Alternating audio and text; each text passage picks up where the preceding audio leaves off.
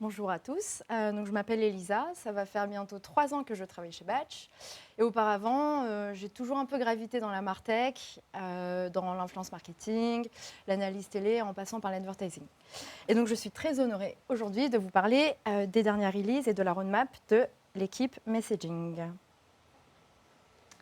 Alors, notre mission au quotidien, c'est de vous permettre d'activer tous vos canaux depuis la même interface et dans les meilleures conditions qui soient, que ce soit pour vous, utilisateurs de la plateforme, donc avec des logiques de productivité, de gain de temps, et surtout pour fournir la meilleure expérience à vos utilisateurs qui interagissent avec vous, votre marque, votre univers, au travers de nos canaux de communication.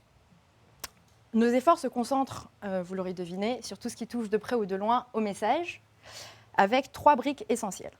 La première, c'est la composition du message, qui intrinsèquement est liée au canal que vous allez activer.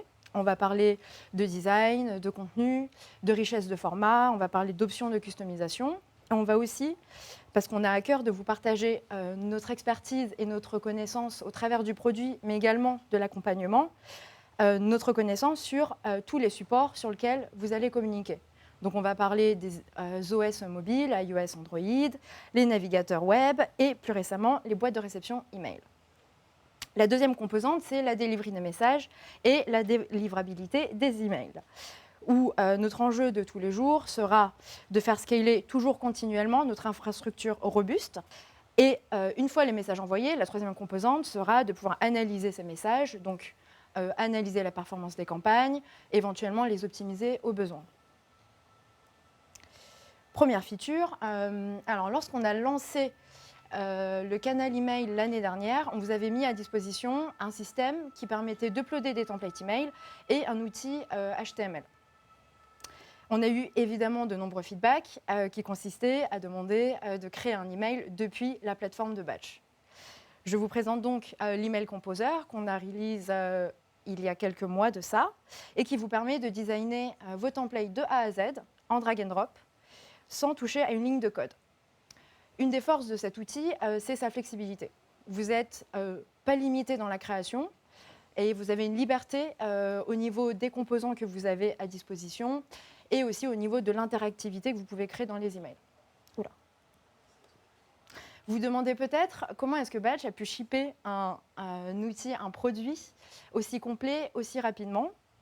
En vérité, on s'est appuyé sur des composants techniques qui sont au cœur des problématiques d'édition des emails, la compatibilité sur l'affichage des boîtes de réception.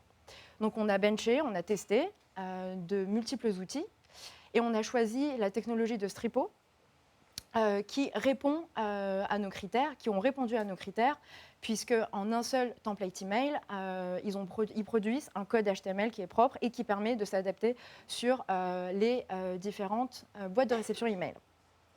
Et c'est pas fini, puisque une bonne expérience de composition, c'est aussi savoir gérer et créer des blocs pré-sauvegardés pour gagner du temps dans la création des emails. C'est aussi pouvoir correctement preview et tester son contenu final. Et tout ça, c'est bien évidemment disponible sur l'interface de Batch, que vous designiez vos emails sur Batch ou ailleurs.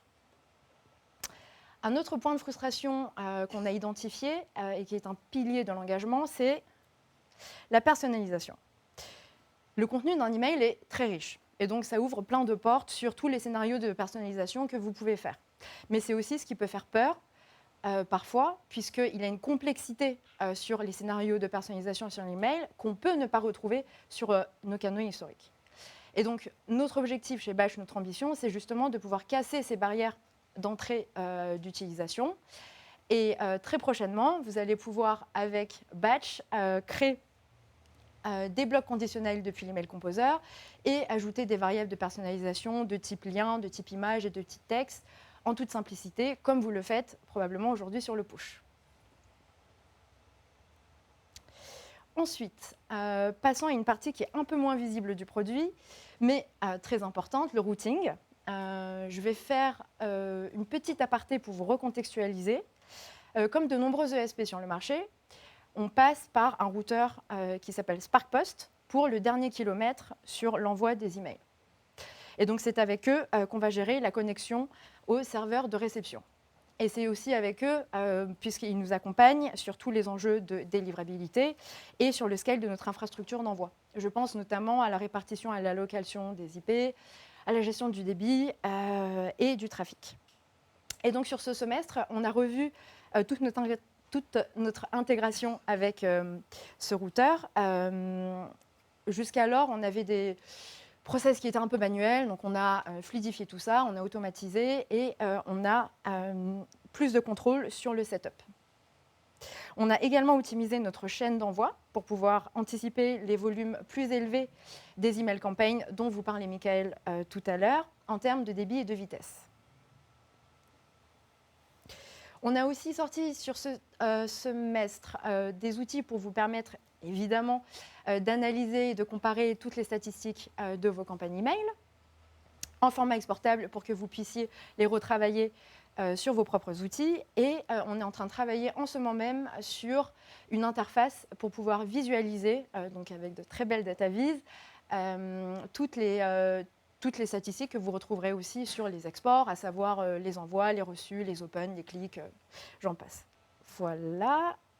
Et pour finir, une nouvelle qu'on ne pouvait pas ne pas mentionner ici, qui est le support du push web sur Safari mobile, qui est possible depuis quelques mois, depuis la sortie en bêta d'Apple, et que vous pouvez directement cibler, enfin cette audience additionnelle, vous pouvez la cibler directement depuis le Campaign Builder dont parlait Michael tout à l'heure.